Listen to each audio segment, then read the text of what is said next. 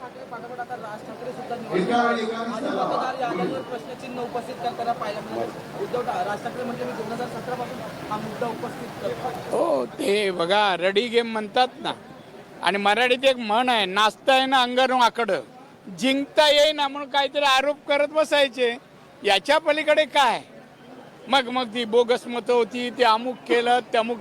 अरे तुम्ही एवढे वर्ष आमच्या बरोबर होते, उद्धव ठाकरे आमच्या बरोबर होते ना, BJP बरोबर होते.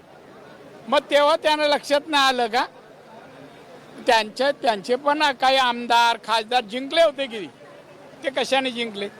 तुम्ही आम्हाला ना कोणालाही BJP किंवा आमच्या युतीच्या नेत्यांना त्या दोन भावाबद्दल विचारू नका. तुम्हाला काय सांगायचं सांगा.